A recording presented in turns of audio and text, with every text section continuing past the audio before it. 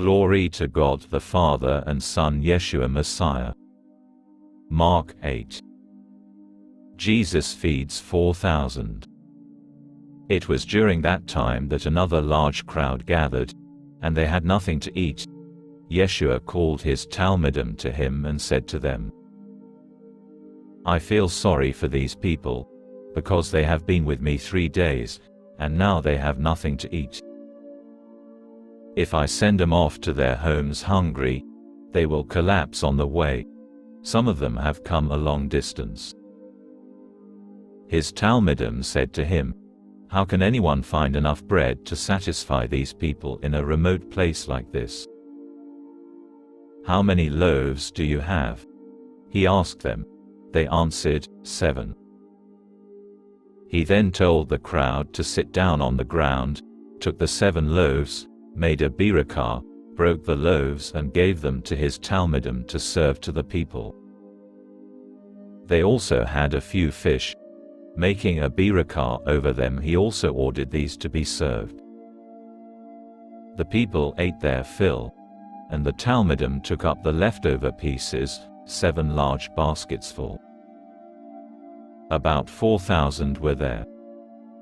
Pharisees seek a sign. After sending him away, Yeshua got into the boat with his Talmidim and went off to the district of Dalmanuta. The Prashim came and began arguing with him. They wanted him to give them a sign from heaven, because they were out to trap him. With a sigh that came straight from his heart, he said, Why does this generation want a sign? Yes, I tell you, no sign will be given to this generation. With that, he left them, got into the boat again and went off to the other side of the lake. The disciples do not understand.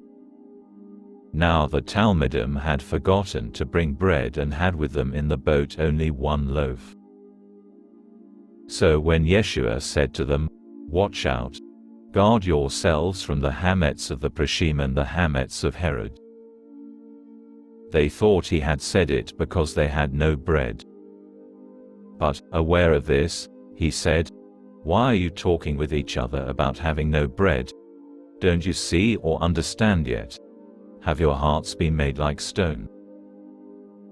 You have eyes, don't you see? You have ears, don't you hear? And don't you remember? When I broke the 5 loaves for the 5,000, how many baskets full of broken pieces did you collect? 12, they answered him.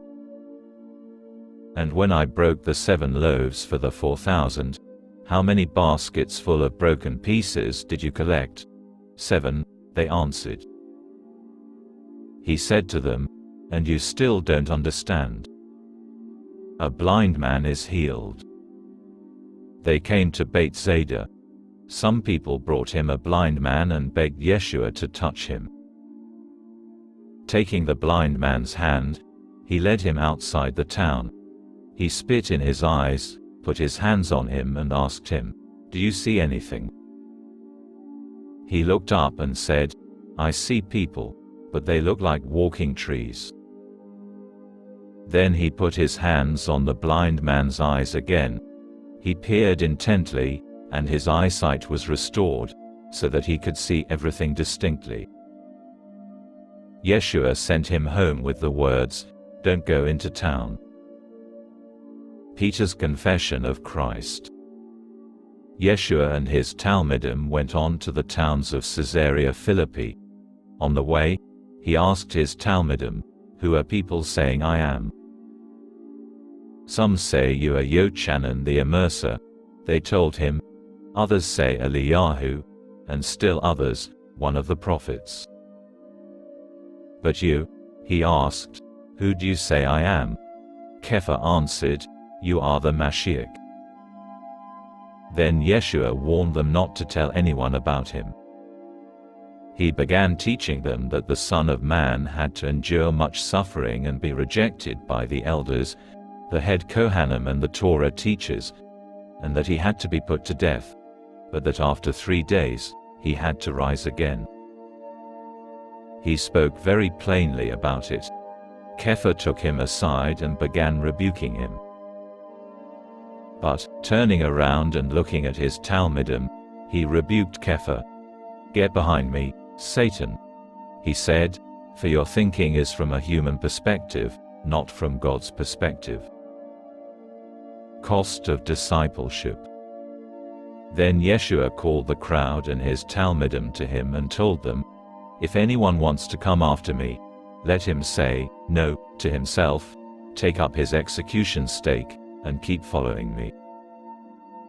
For whoever wants to save his own life will destroy it, but whoever destroys his life for my sake and for the sake of the good news will save it. Indeed, what will it benefit a person if he gains the whole world but forfeits his life? What could a person give in exchange for his life? For if someone is ashamed of me and of what I say in this adulterous and sinful generation, the Son of Man also will be ashamed of him when he comes in his Father's glory with the holy angels."